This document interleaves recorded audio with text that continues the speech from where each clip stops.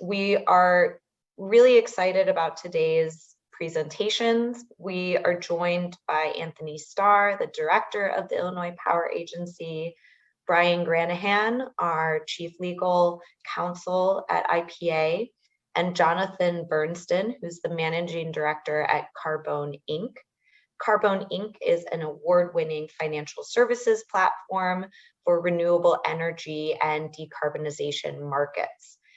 Since 2008, Carbone has offered integrated and innovative commodity brokerage, research, and capital market solutions to a global array of market participants. So today's agenda, we're just going to go over our future Power Hour webinars and what to look forward to from the IPA, the basics of renewable energy credits, how they work, the history of the Renewable Portfolio Standard and RECs in Illinois, the current status and use of RECs in the Illinois RPS, look across the country at how RPS and RECs are used in other locations, and looking ahead to what the future for RPS policy might look like. And then we'll, as I said, have some time for Q&A at the end. So this Power Hour series is an educational set of presentations on a wide range of clean energy topics, trying to introduce the public and our stakeholders to what the IPA does and the future of clean energy in Illinois. Today, we're going to be discussing this concept of a renewable energy credit, how these RECs are generated and used across the country, and what they have to do with the Illinois Renewable Portfolio Standard and Illinois' decarbonization goals. Future Power Hours are going to cover other related topics, not just on clean energy technology, but also how it affects the economy in Illinois and other social goals. So as I said, we have more webinars coming up in 2022. The next one will be in March on consumer protection, and we'll have a following one in April on net metering and the effects on renewable energy and distributed generation. So for those who are not familiar with the Illinois Power Agency, we are an independent state agency created by the legislature in 2007. The agency develops and implements procurement plans for electricity supply for all of the utility customers in the state.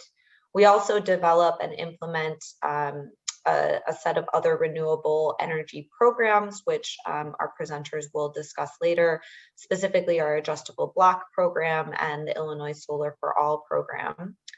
We also are responsible for implementing the Renewable Portfolio Standard, which is the topic of our discussion today. We do that through long-term resources plans and competitive procurements. So I'm going to turn it over to Jonathan Bernstein from Carbone, who's going to give us kind of a primer and background on renewable energy credits. Thank you so much, Sarah. Thank you, Anthony and Brian and the good folks at IPA for having us. This is a very exciting topic, one that is near and dear to my heart. I've lived and breathed renewable energy credits for a long time now. I also recognize that it's alphabet soup. We're going to be going through a lot of acronyms, apropos IPA hosting us here today. So we're going to go through some of the basics before we get into the real nitty gritty and the fun stuff. Before we get there, just going through a couple slides about us. Sarah already kind of gave us the the high level overview, but if you could go to the next slide, please. Carbone is a financial services provider. We are very specialized in renewable energy and decarbonization. We have award-winning and industry-leading teams covering everything from, of course, renewable energy credits to carbon credits to low carbon fuel standard credits to, of course, physical commodities, things like renewable power itself, capacity markets, renewable natural gas, hydrogen, you name it. Anything that represents a commodity in this landscape, we broker around the U.S. and Canada, but also increasingly globally. If you can go to the next slide, please. Commodity brokerage is one of three core pillars of our shop. The others being research, market-oriented analytics, pricing data, policy and scenario modeling. All these things we offer through the research franchise here, as well as capital markets related solutions through our sister company, a company called Captona, as well as third-party capital raising and project financing advisory that we run through the Carbone platform itself. So if you go to the next slide, I think we can dive right in. Starting at the top, renewable energy credits. What are they? How are they used? Let's dive right in and try to make up for lost time. So in this extremely exciting and frankly unprecedented time for ESG in our economy, for environmental, social, and governance related topics, environmental commodities like renewable energy credits, like carbon credits, et cetera, these are the instrument through which any sort of sustainability or decarbonization or greening initiative takes place in the market. It is an alphabet soup. And so to break it down and try to focus really on the topic at hand, renewable energy credits, RECs, are a tradable market instrument, a market-based instrument that allows for the transfer of the greenness, the renewable aspect of electricity that's produced by renewable resources, things like solar and wind, but also things like hydro power, geothermal, landfill gas, other forms of biogas, even biomass. All of these less conventional renewable sources of power generation are typically eligible to create a renewable energy credit instrument which embodies the greenness of those megawatt hours. Oftentimes where people get caught up in understanding how REC markets work has to do with the fact that this is a digital commodity. We often joke that the original NFT, the original non-fungible token, the original cryptocurrency to some extent, in the sense that this is a digital asset that represents a discrete and unique event. Each megawatt hour of renewable electricity at the time it's produced is embodied in this digital asset that we call a REC. People sometimes get tripped up in that, but anybody that happens to be active in cryptocurrency or the metaverse, I suppose, Web3, whatever you want to call it, it kind of makes a little bit more sense. But for those that aren't into this stuff or have only looked at it from the sidelines, it truly is a digital asset. So an important function in the nuts and bolts of how these markets work is this idea of a tracking system. So imagine you're the owner of a wind farm in Illinois. I put together a little schematic on this slide. In the operations of your facility, you are selling your electricity on a metered basis to your local interconnecting utility. In addition, you're taking that metered data and you are uploading it into a tracking system, which is an online portal. Think of it as something like a cross between your email account and your Charles Schwab account, where instead of on this tracking system, once these digital assets are uploaded, once these RECs are uploaded into the system, instead of sending emails across to your friends and family, you can transfer, and with that transfer, you transfer the ownership of each individual megawatt hours worth of renewable credit attributes, to and from buyers and sellers. But it starts with the power plant, the wind farm, the solar facility, whatever it might be, which just as it's injecting its megawatt hours into the grid, along with that metered data, you take that metered information, you upload it into your tracking system, and you have yourself megawatt hours of renewable energy credits. There are tracking systems all over the country. They roughly cover the same territories and are often affiliated with the independent system operators or the grid operators around the country.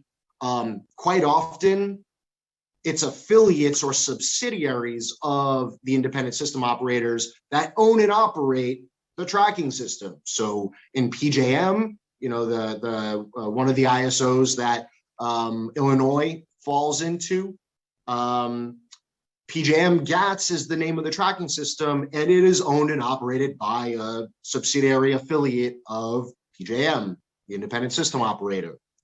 There's at least one tracking system that is privately managed, NAR, the North American Registry. But for the most part, these tracking systems, just like the independent system operators, are sort of public-private partnerships, not for profit or otherwise, non-governmental, privately run organizations.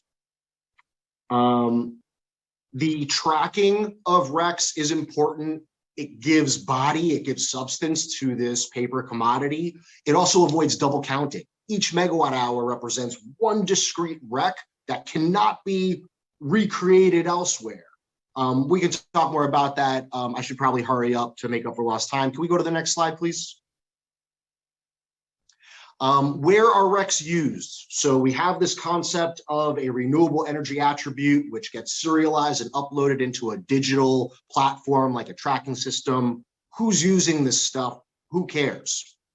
There are two markets. Remember, this is a market-based tradable instrument. It's worth dollars per megawatt hour on its own, separate from the electricity. The markets for renewable energy credits broadly are twofold: compliance markets and voluntary markets. Compliance markets are usually called renewable portfolio standards. These are state-level, regulatorily enabled, instituted by law, market-based programs that basically obligate load servers within a given territory, again, typically at the state level. They obligate electricity distributors, load servers, to procure a certain percentage of renewable energy within their overall bucket of electricity that they procure to distribute to their customers. By design, RPS programs go up over time. The percentage of renewable resources that make up the overall composite for any given load server goes up. The targets go up. And so demand for RECs, for renewable energy in RPS states, by design, it goes up over time. Each RPS program is different. Importantly, I want to flag RPS programs are everywhere, and I'm going to talk about that more later in this presentation and the conversation we're going to have. But the majority of states in the US have RPS programs of one form or another at this point. Each of them are different. They all have different eligibility criteria, meaning what sorts of resources are allowed to fulfill those mandated procurement targets that load servers have in the given states. But they share a lot of things in common. Again, I'll talk about that a little bit more later in the presentation. But these RPS programs, they set the stage, they create the playing field, and then it's up to the market to figure out the rest. Where does pricing equilibrium fall for any given state, any given RPS market? It's very much a market-based dynamic. There's some spillover between states that are affiliated with one another. PJ&M, Pennsylvania, Jersey, and Maryland, they have a lot of similarity, a lot of spillover. Northern Illinois, the ComEd territory, as a PJM region, also has spillover. We'll talk more about that. Before we move on, though, it's really important to flag that in addition to this government-created compliance market domain that we have throughout the country, all over the country, 30 plus states, there's also a vibrant and growing voluntary market for renewable energy credits. All of the stuff we hear in the headlines on the front of the Wall Street Journal, on Bloomberg TV, whatever medium that you're viewing the markets through, everywhere where you hear about ESG, environmental, social, and governance, everywhere where you hear about corporate social responsibility and decarbonization, again, that's happening through RECs and throughout the country, throughout the world, frankly, where there aren't government programs or private actors, businesses, households, not-for-profit organizations, even and not for nothing, government organizations that choose because they want to, because their stakeholders want them to, that choose to participate in sustainability markets, that choose to offset their footprint. There are voluntary REC products that they can look to purchase to achieve the same goal as you find in those compliance markets.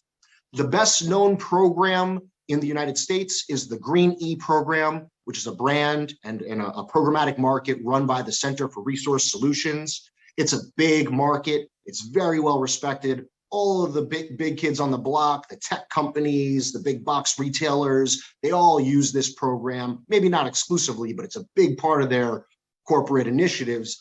They use Green E eligible CRS listed RECs to meet their private targets, the targets that they've chosen to pursue in this voluntary marketplace that we're describing. We're going to talk more about that later as well. I wasted a lot of time with my tech difficulties, so I apologize for that. But I think that's a decent time to pass the mic, Sarah. Thank you. Thanks, Jonathan. That was a really just comprehensive way of explaining what is often a kind of hard to grasp concept. So thank you so much. We're now going to hear from the director of the IPA, Anthony Starr, who's going to discuss how all of these concepts fold into Illinois' renewable energy targets and policy.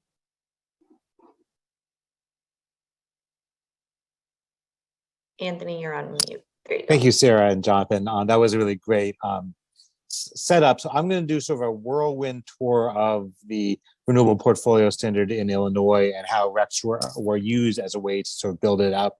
I'm going to go through basically from when it started through the enactment of CEJA in the fall, and then Brian will sort of come in after me to talk about sort of where we are today and where we are going forward. But this is sort of to set a background of a little bit of the history. So next slide, please.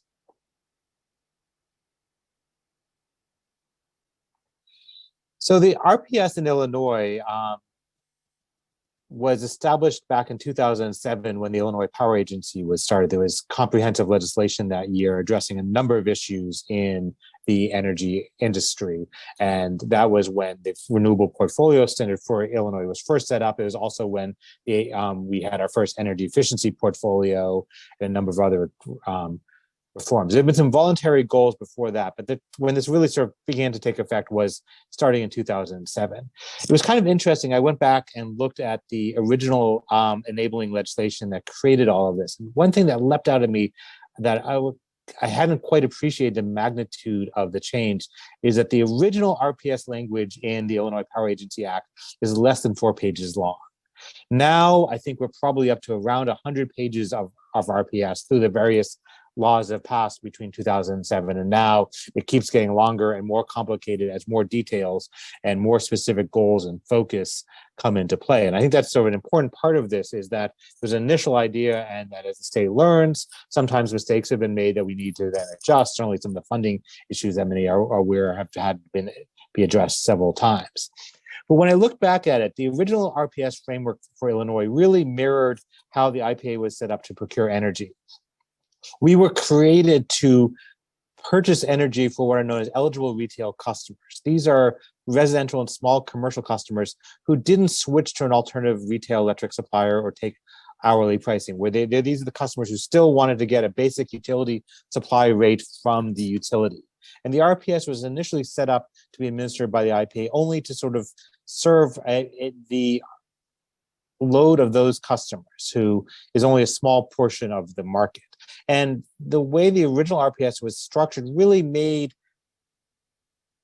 renewable energy credits or renewable energy resources really just an extension of what we were doing for electricity procurement to buy power for those customers.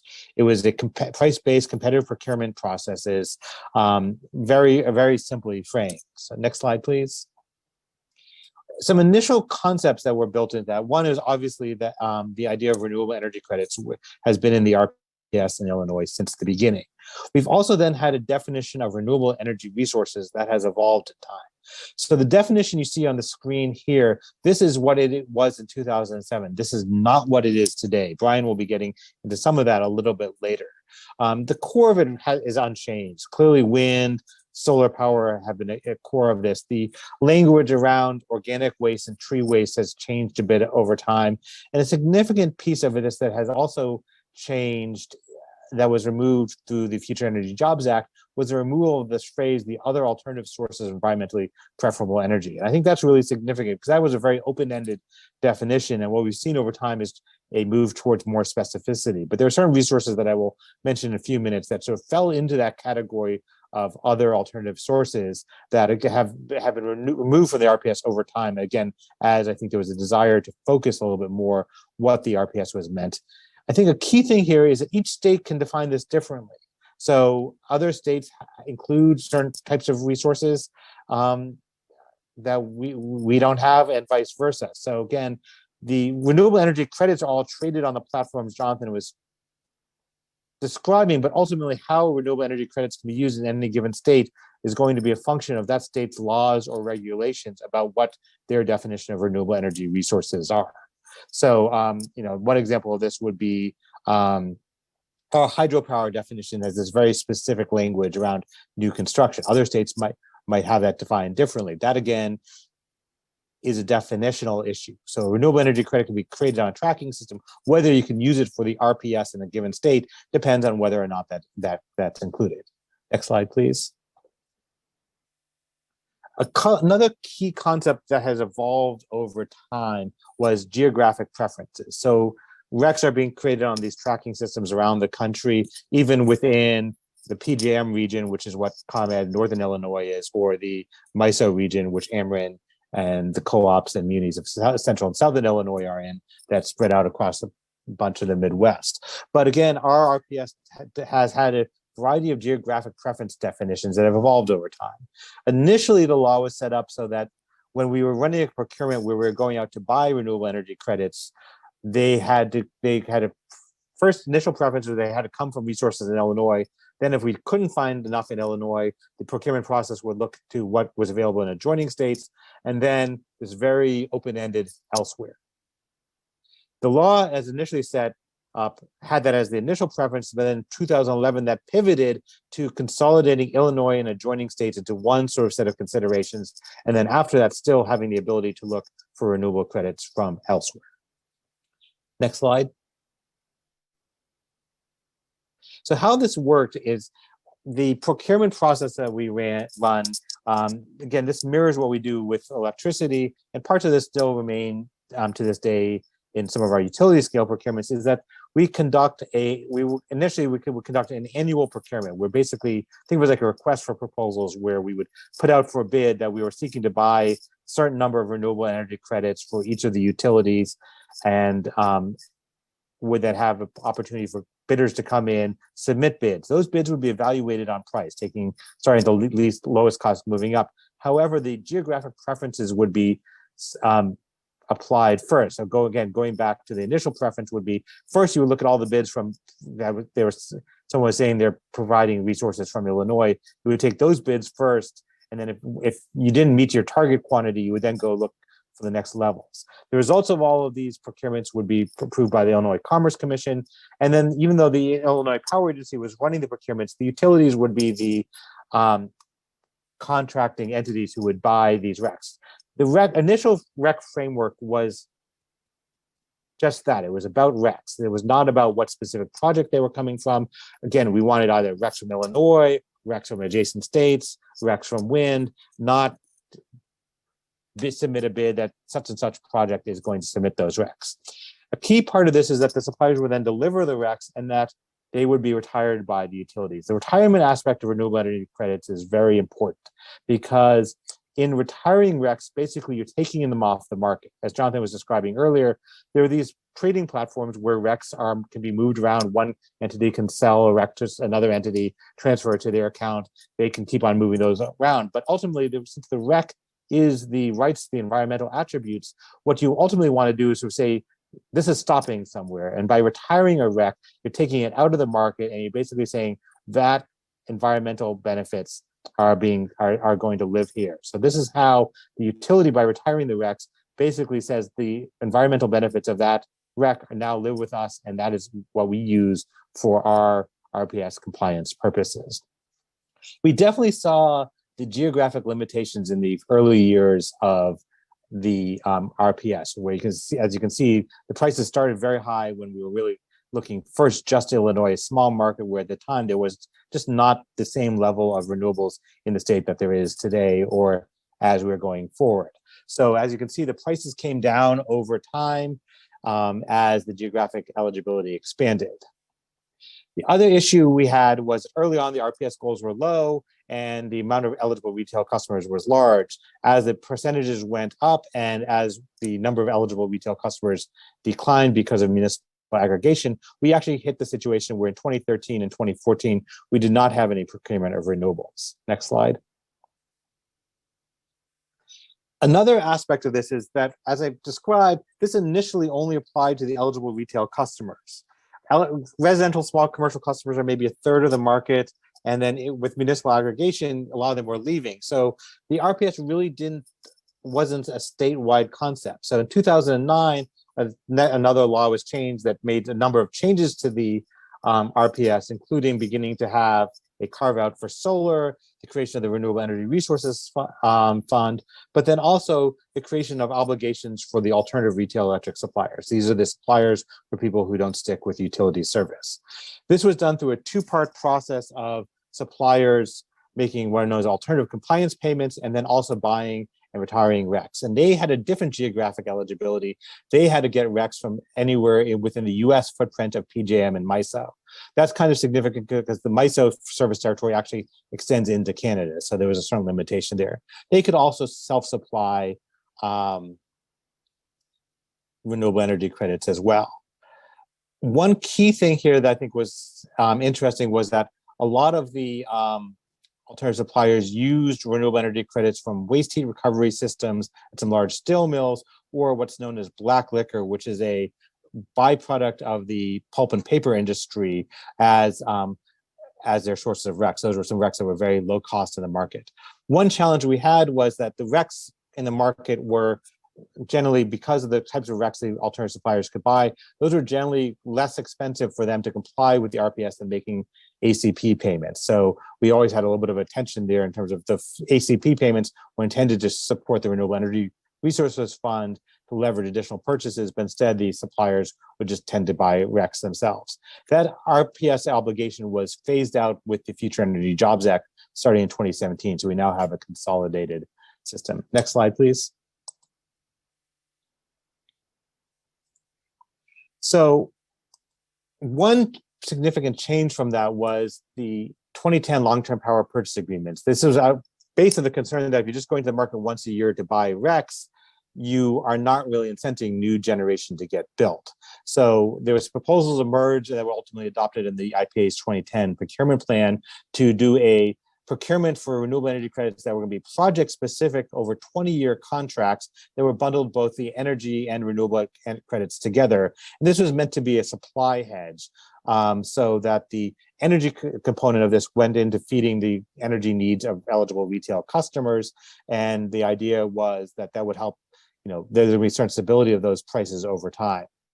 the dynamics of the energy market ended up being that energy prices did not rise the way people thought they would back in 2010, and that maybe hasn't quite played out the way that's expected. At the time, 10 wind projects and 2 solar projects were selected, delivering about 1.8 million RECs annually. An interesting note is that all the projects selected in that 2010 procurement were successfully developed, which is interesting because we've seen attrition in procurements we've done more recently. And so I'm not sure if, this is a small sample size, but maybe there's something to be learned about different types of pricing models. I think what we're moving towards now with indexed RECs is maybe a little bit more like what we had in 2010. So maybe that will give us some hope that we'll have less project attrition going forward. Next slide, please. We also had a number of solar procurements starting in 2015. In interest of time, I'll just mention these very briefly.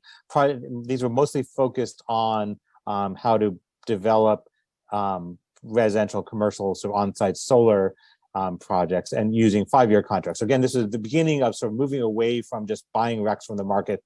And it was another sort of step forward in the idea of looking at how do we do procurements that are specifically about specific projects, and then those projects have commitments to deliver RECs rather than just the purely market-driven REC market that we see in our procurements, or that I think happen in a lot of other states that Jonathan will be getting to a little bit later. Next slide, please.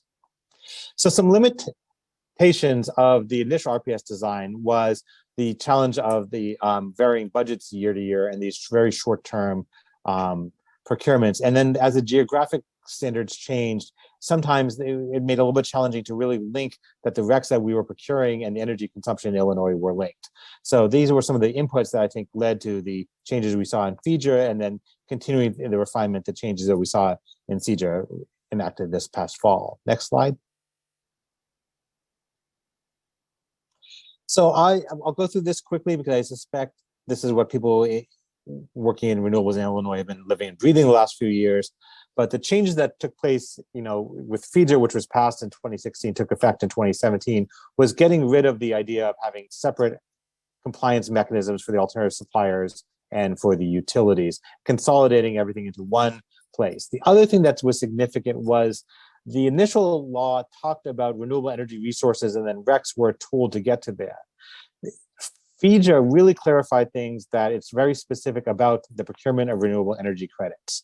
We also began to have quantitative goals as well as the big picture percentage goals that we have. So some specific targets of procure 1 million RECs from new wind or 1 million RECs from new solar. And again, part of that was a focus on let's make sure that we're using the REC markets and the incentives that are created to developers to incent new generation being developed. And the de-emphasis of the idea that RECs, that we're looking to buy RECs from existing facilities.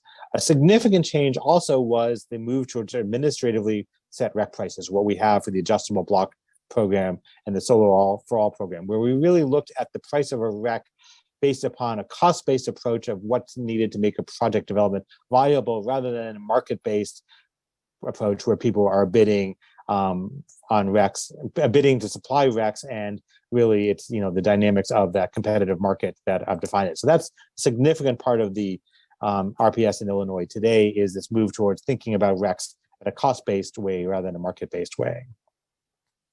Our approach for utility scale brownfield has been, continued to evolve, I think, from what we saw in 2010 of project-specific procurements.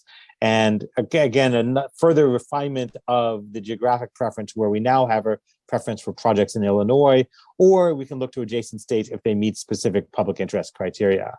We also, through FEJA, continue a fixed REC price model, which we definitely saw some limitations in. We had a few wind procurements that did not have selected bids. So one of the changes that Brian will mention in CEJA is a move to a different model for pricing RECs from those sorts of projects. And I think that hopefully will increase the likelihood of those being successful. Next slide.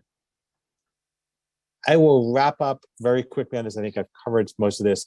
The changes in definitions matter as the geographic eligibility has changed, or the resource choice types that are eligible change. That really impacts what REC prices look like. So that's something to really consider as you think about RECs and what their value are, is that how you define what counts as a REC in a state has a big impact.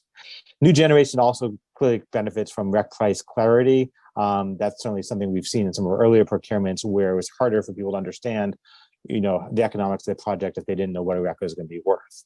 And then finally, that the dynamics and the ways we think about renewable energy credits from utility scale projects and local projects serving individual homes or businesses is very different. In the tracking system, a REC is a REC. It all looks the same. But from the point of view of program implementation, project development, RECs are very, very different. And I think that's one of the things that I think we've definitely learned. And as we've seen how our programs have varied from our procurements, we're now really factoring that into our considerations. And with that, I will turn it over to Brian to talk about where we are today in terms of REC markets in Illinois. Thanks, Anthony. Brian, can I jump in just in the interest of time? I just want to ask people to please put any questions you have in the chat, and then we can perhaps answer some of them in the chat to save on a little time for other Q&A on the back end. Sure, that makes a lot of sense. And I'll try to move pretty quickly through the slides that I have because a lot of this is published separately. Want to get into a snapshot of where things are today, how RECs are being used under the Illinois RPS, how RECs are being sold and traded within Illinois otherwise, the new SelfDirect program that kind of sits in between something like a liquid market or a voluntary market versus a compliance market, and just work through a few slides on those. And I will say that for the slides that I'm about to get into, you can look at our recently published long-term renewable resource procurement plan as well. Comments on that draft plan are due February 28th. We certainly encourage comments in that process, but there's aspects of this that if you wanted more detail, we've actually published a document published on January 13th that contains additional detail on what state law presently requires. So as we go to the first slide, so the primary purpose of RECs under the Illinois RPS, there's really two purposes. One is that the sale of a renewable energy credit provides revenue certainty back to a renewable energy project developer that then encourages new project development by making those projects more financeable. And we do this through offering longer term contracts where RECs are delivered over 15 or 20 years. The payment terms vary under state law, and prices that are administratively set are set to ensure that those projects are financeable based on a REC pricing model that we include as part of our long-term plan. These are administratively set for the programs that we administer, the Adjustable Block Program, the Illinois Solar for All program. The Adjustable Block Program supports distributed generation systems, so like rooftop solar and community solar, where customers participate separately through a financial relationship with the project. And then Solar for All, of course, is our low-income targeted program. And then for utility scale projects, the large scale projects, those REC prices are set through competitive procurements, where by and large, the lowest price bid wins out for qualifying projects. Now that may change a little bit down the road with the introduction of new criteria. All that we're doing to support the development of these new systems is procuring those renewable energy credits. We're not taking title to the energy, although for the largest scale systems, we're now moving to a floating REC price or an indexed REC price, where that REC price is a function of an overall price. And then as wholesale energy prices go up or down, the REC price accommodates it, the REC price changes essentially to get to that overall price. So let's say you had a $40 overall or strike price, as it's called, and you have $35 wholesale energy prices, then you would have a $5 REC price. If wholesale energy markets drop to $30, you would have a $10 REC price. If they went to $40, you would have a $0 REC price. Then for the smaller scale systems, you have this for distributed generation and community solar, you have net metering, where effectively the customer receives credit for the energy produced through net metering policy. So that's one way in which the sale of renewable energy credits gets us toward this vision of having new projects installed. The second thing is that the REC purchases that are made is how we keep score of renewable energy generation under the Illinois RPS. So when you hear of 25% by 2025 or 40% by 2030, as the law now calls for, that's a function of how many renewable energy credits are being delivered annually relative to overall retail electric sales. So if there's 120 million hours of retail electric sales by Illinois electric utilities, and we have a 25% requirement, then that's met through 30 million RECs being delivered annually. There are additional targets related to quantitative amounts of RECs that need to be procured from new projects. And then we have sub-targets for specific programs or technologies, especially found through the Adjustable Block Program. So as we go to the next slide. So a few things about what RECs may be eligible to meet the Illinois RPS. And there's a number of different requirements in state law. I've tried to categorize these more broadly. One is what constitutes renewable energy. Anthony had a slide on this. But even if something is a qualifying technology, there may be no procurement obligation under the Illinois RPS to bring RECs of that type under contract. In fact, the way the Illinois RPS is presently structured, it's really just obligations related to procuring RECs from wind power and from solar power or photovoltaics.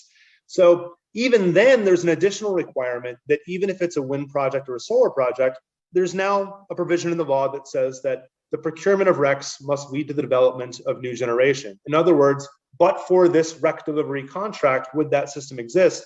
And we're to ask ourselves those questions in putting together our long-term plan and deciding different program and procurement requirements. As Anthony had mentioned previously, there are also geographic requirements related to where the physical system itself may be located. Now, for distributed generation or community solar, by law that's in state, but for large scale projects, utility scale projects, they may be in Illinois or in an adjacent state, but only qualifying if located in that adjacent state if they satisfy certain public interest criteria. And you can see our long-term plan for how we apply that public interest criteria. There's a scoring system through which you can basically look at where your project is in the map and determine whether it qualifies. There's also now a new HVDC transmission line exception as well, where if a project, say, might sit outside of those boundaries, but there's a dedicated HVDC transmission line that has a converter station in Illinois, then it would be considered in-state generation for that purpose. Not worth getting into here, but described further in our long-term plan. As we go to the next slide, a couple of other eligibility requirements that are pretty important. One is that Illinois law prevents participation in the Illinois RPS from RECs that are generated from projects featuring rates or costs recovered through rates, i.e. rate-based projects from, say, vertically integrated utilities in neighboring states. And this is important because those projects are already being built and financed through the rate base paid by those utility customers. So if we were then purchasing RECs from those projects, we're not necessarily engaged in a transaction that encourages more renewable energy generation coming online. That's the basis for that prohibition. It just otherwise serves to mostly cross-subsidize the ratepayers in those states through us bearing those costs, but doesn't really result in any new renewable generation coming online if we procure those RECs. There's also a number of program and procurement specific requirements, different categories of the adjustable block program. So now we have a dedicated public schools category where we're procuring RECs just from qualifying public schools projects, a dedicated equity eligible contractor block. There's already different categories for small distributed generation systems versus large, and then different pricing that applies with each. And now we have a bifurcated approach to community solar. Competitive procurements have their own requirements. Utility scale projects need to be above a certain size for us to procure RECs through those processes. Brownfield site projects have requirements that apply to it. So we're not just procuring RECs in mass to meet these percentage-based targets, but satisfying different criteria for different programs to achieve certain policy objectives. And then for pretty much all of these different programs and procurements, we're only procuring from new projects, which under state law means projects energized after June 1st, 2017, and not just pulling in RECs from projects that might have been built and financed previously. As we go to the next slide, so just a little bit here about how RECs operate within the Illinois RPS. How does this then get brought in and used to count toward RPS projects, or I'm sorry, toward RPS progress? Well, first, we propose different programs and procurements through our long-term plan. Again, that document is published and you can see what we have there. Much of this is guided by state law. Once we open up our program, say for project applications or conduct a competitive procurement event, there's a REC delivery contract that by and large is executed between a seller of RECs, such as an owner of a generating facility, and an Illinois utility. And that Illinois utility receives RECs in exchange for payments sourced from funding collected from ratepayers. And that is how that exchange occurs, with RECs being delivered and payments being made either monthly or quarterly. So there's this ongoing exchange of money to support system development for the procurement of renewable energy credits, with those credits then retired and counting toward our compliance requirements, or our 40% by 2030 requirement, for instance.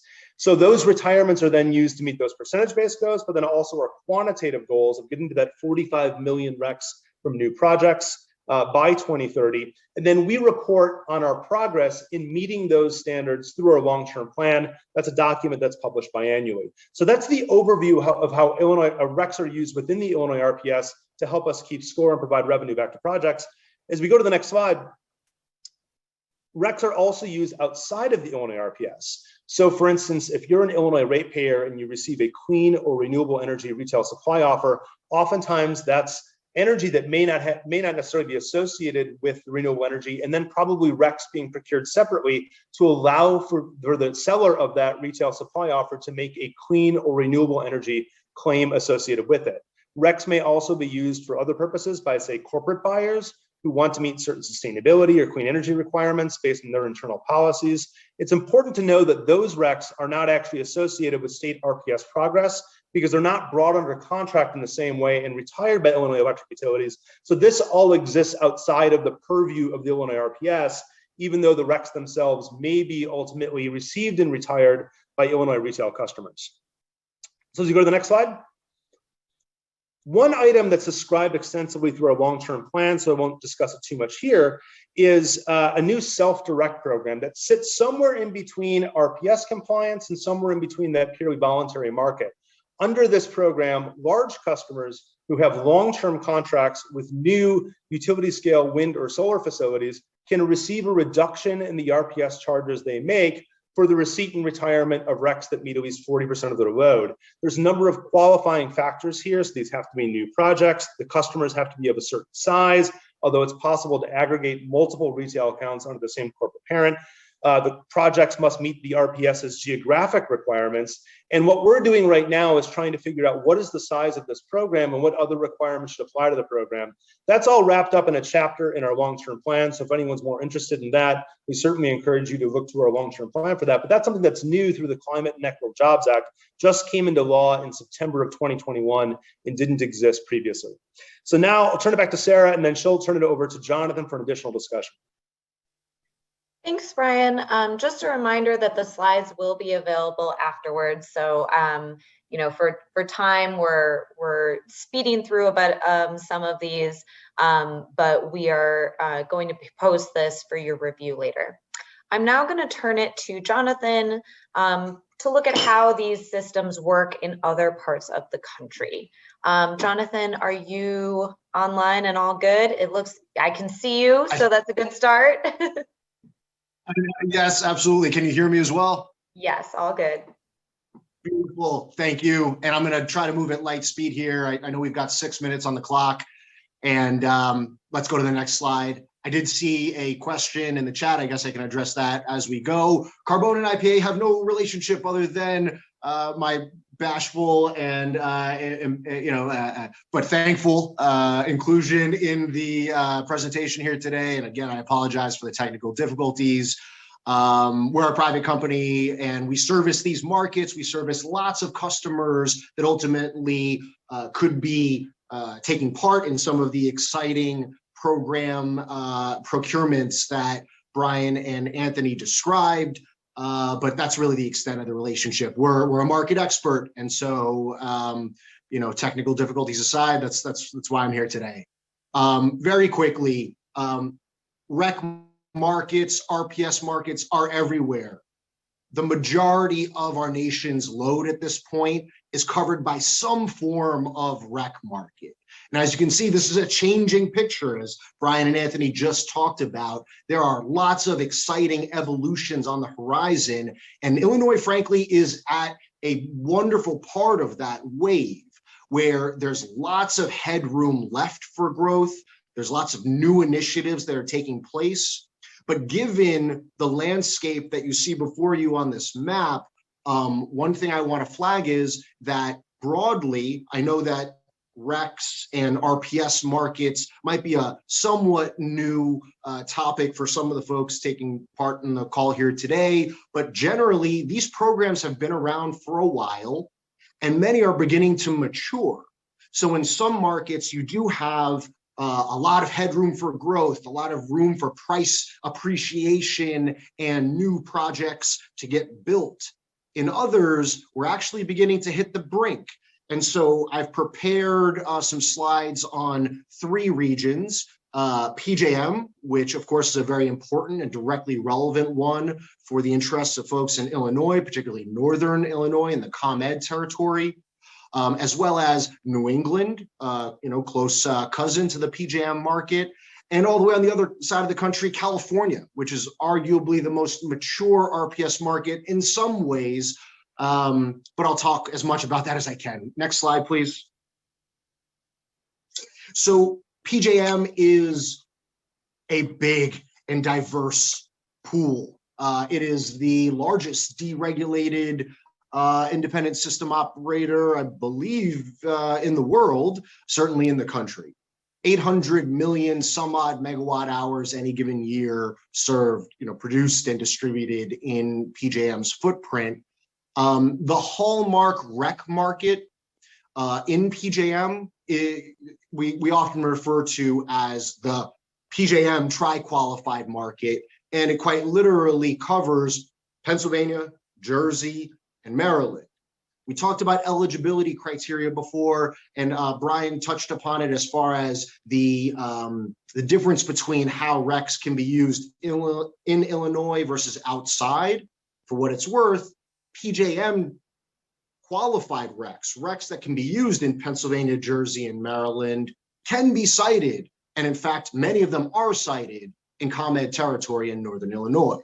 And so we look to the PJM tri-qualified market to sort of give signposts for the overall PJM footprint, but for the record, we've got demand coming not just from Pennsylvania, Jersey, and Maryland, but right at home in Illinois. Over in Virginia, we had a market that went from being voluntary to 100% of load targets being carbon-free out on the horizon. So there's very robust demand in PJM. And as I mentioned a moment ago, PJM is on the earlier side of the cycle of maturation, compared to other markets. Let's go to the next slide. You can see this in price activity. Over the past 12 to 18 months, PJM has broken through to essentially all-time highs. We bumped up against similar ceilings, some years ago in the past, but in recent history, over the course of the past year plus, we've broken through to levels on a per megawatt hour basis where, when you're bumping up against a $25, not a hard cap, but sort of a resistance level, you're talking about a REC value that could be worth just about as much as the energy value by itself. So the green commodity being worth as much or close to as much as the underlying electricity. Bear in mind the alternative compliance payment schedule. That's the penalty that load servers have to pay if they don't fulfill their obligation with RECs. Let's move forward. New England has some things in common, but some distinct differences. New England is a very mature market where, let's just skip to the next slide. We've been stuck at pricing that's been bumping up against the alternative compliance payment forever. There have been some exceptions, but they're usually short term. We're talking about pricing in the $40 a megawatt hour range broadly for New England class ones. Now, this doesn't actually help a project cited in Illinois because you can't sell Illinois RECs in New England. But in terms of direction, in terms of where PJM, for example, could go, New England shows that there's no reason why these RECs couldn't be worth as much as 40 some odd dollars a megawatt hour, depending on where that cap is from the alternative compliance payment schedule. Let's fast forward. Let's go to California. California is a very mature market. This is, we can just stay on the price slide here. That's good. Oh, no, the next slide is good. California has so many renewables that they have problems keeping the lights on. There's something called the duck curve, which people talk about for the California market, which basically describes the solar profile, which on an annualized basis is very heavy in the summer, but not as heavy elsewhere. And on a time of day basis, falls off at the end of the day because the sun is no longer shining as brightly. And so towards the end of the day, in the heat of the summer, say at 5 p.m. in California West Coast time, when the sun is not shining as brightly, but the air conditioners are still ripping, solar doesn't do much for that that problem, that duck curve problem. So California is essentially ahead of schedule. REC pricing peaked probably a decade ago in California and has since trailed off and been stuck in this sort of low to mid-teen range. And frankly, REC pricing won't solve California's problems. There's more of a focus on resource adequacy and capacity there because that's really where the issues lie. Let's go to the next slide. And I'm sorry, I clobbered the clock. Let's go to the next slide. What's on the horizon? We look at the voluntary market. And for Illinois, this is an important one. Down in the MISO Ameren region, there's direct spillover with the voluntary REC market. We broke through to, again, basically all-time highs last summer in the heat of the summer and of 2021, where voluntary RECs broke through to $7 a megawatt hour. And so what we're seeing here, as these programs evolve, as renewable energy spreads across the country, convergence between programs. You got to top out eventually. And in fact, you might come full circle as these programs mature and greater percentages of load are met with solar and with wind. You might come full circle apropos California. But in the meantime, there's a lot of headroom for certain parts of the country, and Illinois is one of them. Illinois is in a great place as far as future value creation and opportunity on the horizon. Next slide, please. In terms of what to look out for, gosh, there's a lot. I wish we had more time. And again, I'm sorry for the technical difficulties that ate up some valuable minutes here. There's a lot of change on the horizon. There's new programs and program growth, just like Brian and Anthony talked about a moment ago, right? How tax credits, how Build Back Better or something like Build Back Better that can actually make it through Congress, how that might affect the market, that's going to matter. Tax credits feed directly into renewable energy, for better or for worse, as far as REC prices are concerned, right? New technology changes on the horizon. Offshore wind is now a reality, and that affects PJM, right? Off the coast of the Mid-Atlantic. Integration of battery resources, that does help to smooth out some of those grid reliability issues that we touched on briefly, apropos California. The advent of different types of REC products, REC products that track real time, time of day differences. That is a movement that we've seen among voluntary corporate players who value around the clock coverage of their footprint. And overall, we see a lot of convergence across programs. Renewables are now the mainstream. This is no longer fringe stuff that's happening on the margin. This is Main Street, not just Green Street, right? And so the crossover between grid reliability prerogatives and sustainability prerogatives, the crossover between electricity markets and transportation markets, right? Everybody's talking about electric vehicles out there, direct overlap with what we're talking about here today. The same is true of hydrogen. Similarly, a fuel that could be created by renewable electricity. There's lots we could talk about. I know we're out of time here. Are there questions? I didn't quite catch everything that came up in the chat that we'd like to try to field, Sarah, while we still have folks' attention. We don't have any questions right now in the chat. Maybe we'll just give people 30 seconds to even if you just want to type in, I have a question, and I can unmute you. So we can get a little bit of an interaction going. I know we're over time, but it would be great to have a little bit of a discussion.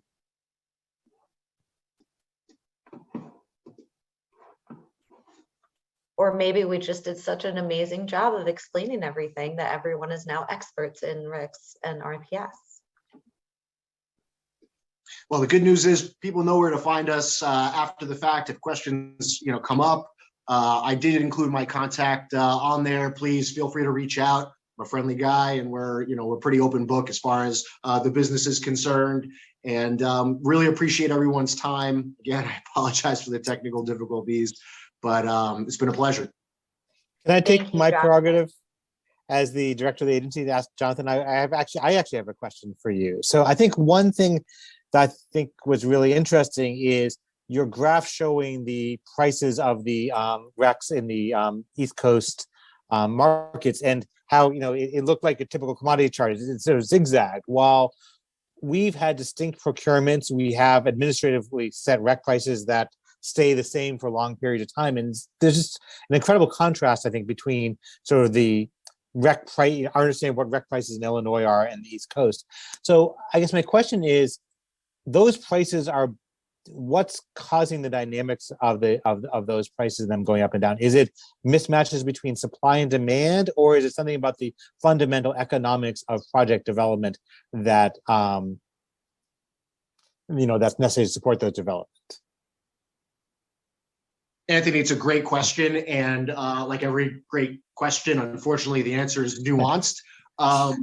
So I think you sort of already hit it on the head. So these are market-based mechanisms. And Sarah, if you wouldn't mind, maybe even starting back to a few slides earlier for the PJM pricing, because PJM is a market that directly overlaps with a big part of Illinois.